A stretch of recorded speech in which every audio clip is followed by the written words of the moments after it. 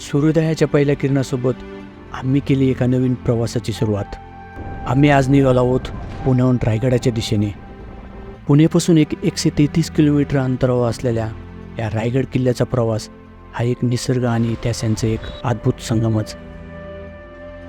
ताम्हिणी घाटाच्या हिरव्यागार वाटेवरून दिसणारे नजारे, तसेच रस्त्याच्या बाजूने वाहणारे धबधबे आणि डोंगराला स्पर्श करणारे ते ढग हे प्रवासाला एक वेगळाच अनुभव देतात.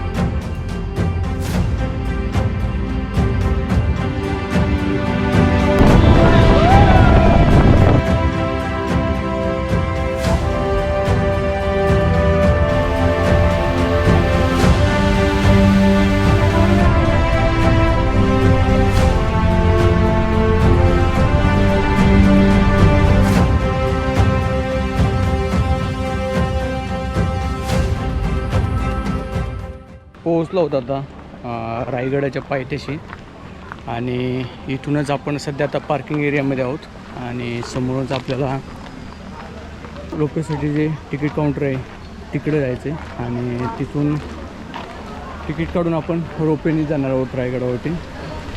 कृष्णा आणि प्रसाद गाडी पार्क करत आहेत, सो आम्ही तोपर्यंत तिकीट काढून घेऊयात म्हटलं.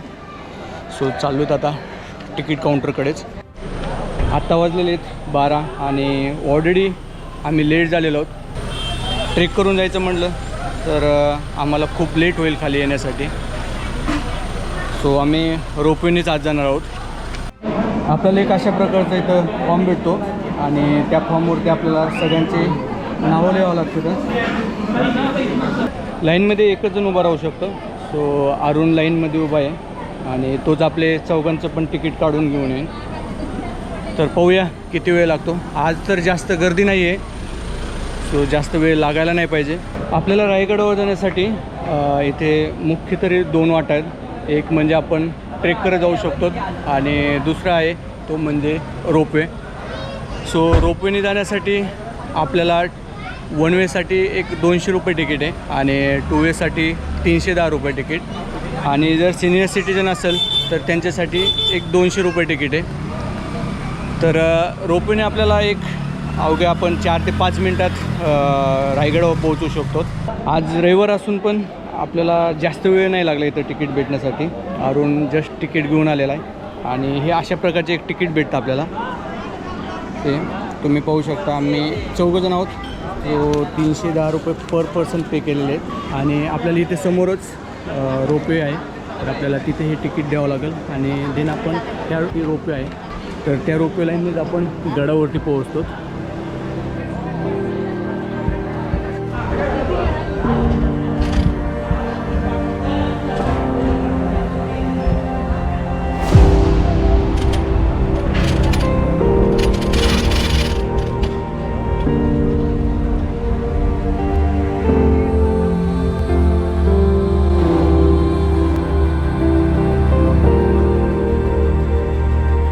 आपण एक 4 मिनटात गडावरती पोहोचलो आहोत आणि हा इथे एक आहे वेलकम बोर्ड.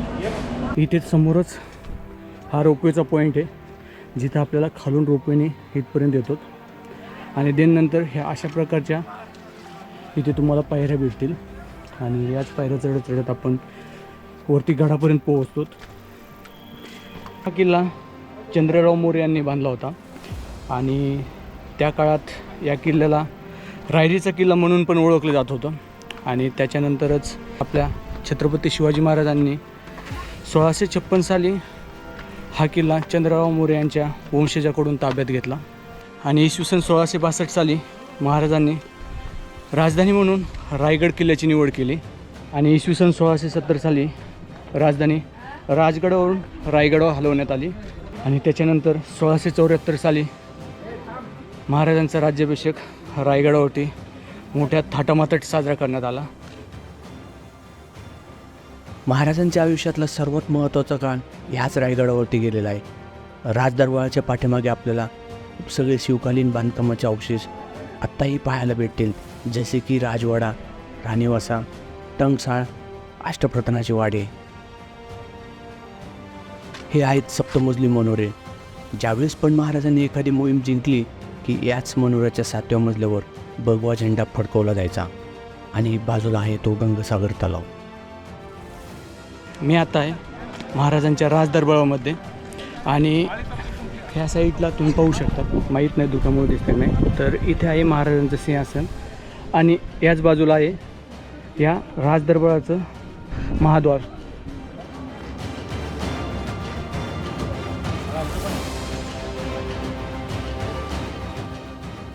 गागाभट्टीने 7 नद्यांचं पाणी आणलेलं अंगावर अभिषेक करण्या अगोदर महाराज सिंहासनाच्या पायऱ्या चढतात. महाराज आऊसाहेबांना जिजामातेना नक्कीच म्हटले असतील हिंदवी स्वराज्याची पहिली पायरी म्हणजे तानाजी मालुसरे. आधी लगीन कोंडाण्याचं मग रायबाचं म्हणणारे तानाजी मालुसरे. दुसरी पायरी म्हणजे माझा प्रतापराव गुजर. त्या निस्त्रीच्या खिंडीत नुकताच मारला गेला तो प्रतापराव गुजर. वेड्यात मराठी वीर दौडले 7. हिंदवी स्वराज्याची तिसरी पायरी म्हणजे बाजीप्रभू देशपांडे. पावनखिंडीत नुकताच मारला गेला बाजी. महाराज लाख मेले तरी चालतील पण लाखांचा पोशिंदा जगला पाहिजे म्हणणारे ते बाजीप्रभू देशपांडे. असंख्य शूरांचं नाव घेत शिवाजी राजे सिंहासनावरती आरूढ झाले. गागाभट्टीने 7 नद्यांचं पाणी आणून अंगावर अभिषेक घातला. डोक्यावर सुवर्ण छत्र पकडण्यात आलं. 1000 सोन्याच्या मोहरा उडू लागल्या. या नगारखान्यावर सनई चौघडे वाजू लागले. गडाच्या महादरवाज्यावर 21 तोफ्यांच्या सलामी देत आल्या. खेड्यापाड्या गावातून गड किल्ल्यातून आनंद पसरला. आज राजे इथे छत्रपती झाले. हा दरबार उठून उभा राहिला.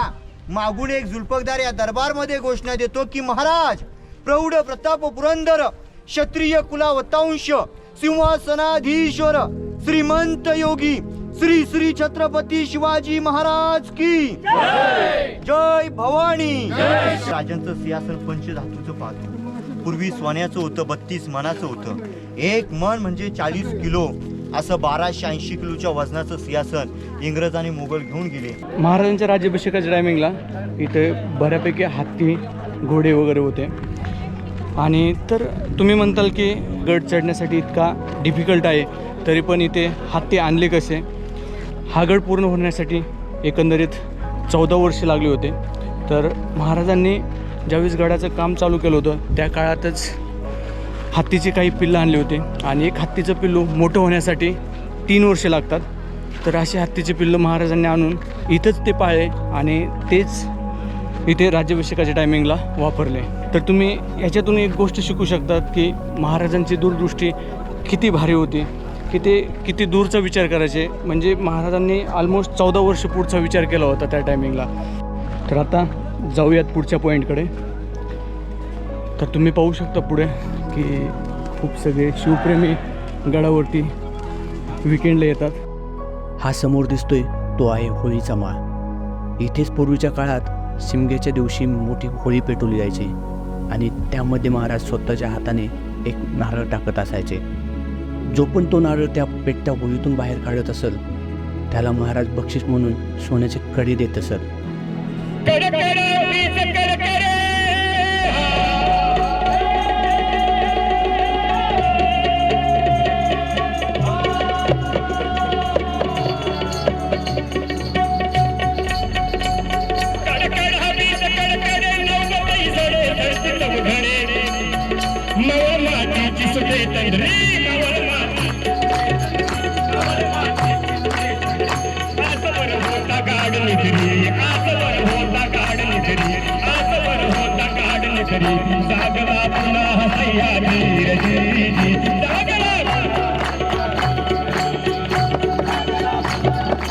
हा आहे होळीचा माळ आणि ही आहे बाजारपेठ आणि ह्याच्याच बाजूला आहे आई तुळजाभवानीचं मंदिर.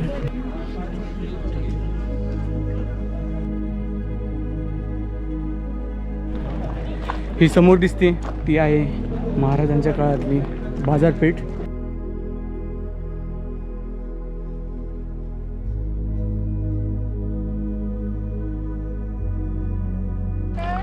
आपण आता सध्या बाजारपेठेमधूनच पुढं चाललो आहेत आणि समोरच आपल्याला आता दिसते जगदीश्वराचं मंदिर आणि तिथेच महाराजांची समाधी आहे.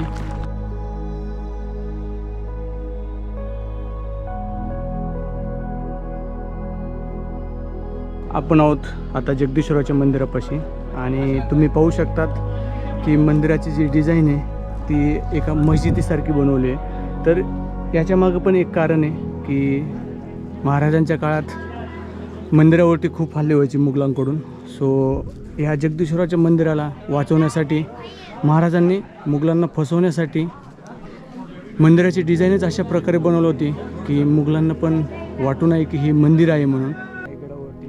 जगदीश्वराचं मंदिर खरं तर हे एक गडावरचं सर्वात पवित्र जागेपैकी एक जागा आहे. महाराज दररोज इथे सकाळी आणि संध्याकाळी जगदीश्वराच्या दर्शनासाठी येत असत. आणि जगदीश्वराच्या मंदिराच्या पहिल्या पायरीवर हिरोजी इंदोलकराचं नाव आहे. हे तेच हिरोजी इंदोलकर आहेत.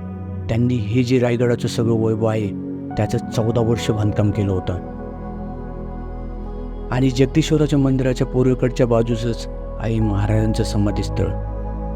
राजदरबाराच्या पाठीमागे असलेल्या राजमहालातच महाराजांचं 3 एप्रिल 1680 साली निधन झालं होतं आणि याच जागेवरती महाराजांना आग्नेय देण्यात आला होता.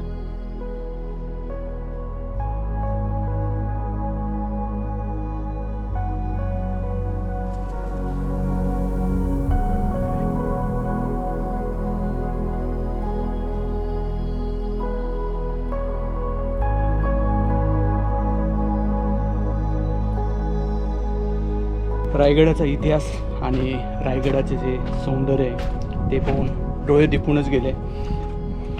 पण असं म्हणतात की आज जो रायगड आहे याच्यापेक्षा कित्येक पटीने रायगड हा महाराजांच्या काळात समृद्ध होता.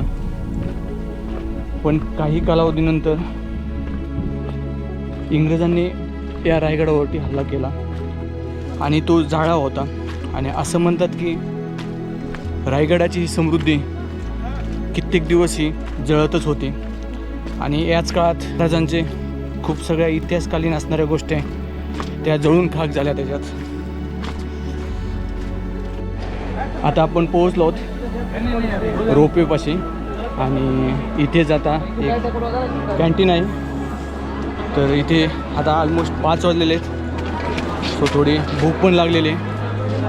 सो जाऊयात आता आणि थोडंफार खाऊन घेऊयात. या प्रतीक्षालयात पाण्याचे बॉटलचे रेट हे नॉर्मल दरापेक्षा खूप जास्त येतं. इथे आपल्याला 1 लिटर पाण्याची बॉटल एक 40 रुपयाला भेटते. बट त्यांची एक चांगली गोष्ट म्हणजे तुम्ही पाहू शकता की जर आपण आपली रिकामी बॉटल जर त्यांना रिटर्न दिली तर आपल्याला ते 10 रुपये देतील. तर म्हणजे ते आपल्याला बॉटल एक अवघ्या 30 रुपयालाच पडेल. बट ही एक चांगली गोष्ट आहे की गडावरती जास्त कचरा पण होणार नाही आणि प्लॅस्टिकच्या बॉटल पण जास्त फेकल्या जातात. आपण सध्या कॅन्टीनमध्ये आहोत आणि ही सगळी गर्दी कॅन्टीनमध्ये खाण्यासाठी नाही आहे तर रोपवेने खाली जाण्यासाठी आहे. त्या आहे रोपवेचा नंबर 1096 आणि आमचा नंबर आहे 1337. तर पाहूया ऑलमोस्ट 1-1.5 तास तरी लागू शकतो आम्हाला खाली जाण्यासाठी. तर तोपर्यंत इथेच काहीतरी खाऊन घेऊयात. हा आहे इथला मेनू कार्ड. एक 10 मिनिटाच्या प्रतीक्षेनंतर आपल्याला प्रसाद राईस प्लेट घेऊन आलेला आहे. प्लेटमध्ये आहे राईस, चपाती, वाटाण्याची भाजी, थोडी डाळ आणि इकडे बटाटा प्लस फ्लॉवर मिक्स आहे. मे बी कांद्याचे प्राईस जास्त झाले ना त्याच्यामुळे ते फ्लॉवर यूज करत आहे.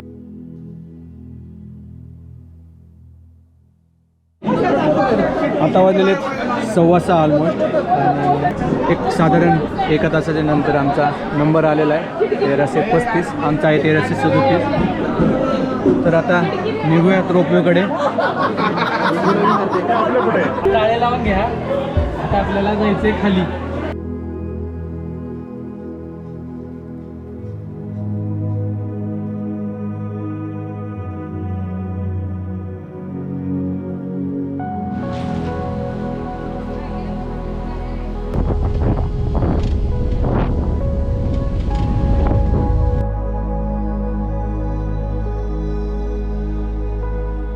तर मित्रांनो आपण पोहोचलो आहोत गडाच्या पायथ्याशी आणि आपल्या या ब्लॉगची इथेच करूया समाप्ती. आम्ही जस्ट आता कारपाशी आलेलो आहोत आणि आता निघतोय आता पुणेला. तुम्हाला जर हा ब्लॉग आवडला असेल तर नक्कीच कमेंट बॉक्समध्ये आपल्या प्रतिक्रिया सांगा आणि या व्हिडिओला लाईक करा आणि शेअर करा आणि चॅनलला जर सबस्क्राईब केलं नसेल तर चॅनलला सबस्क्राईब पण करा. तर तोपर्यंत भेटूयात मित्रांनो. जय शिवराय.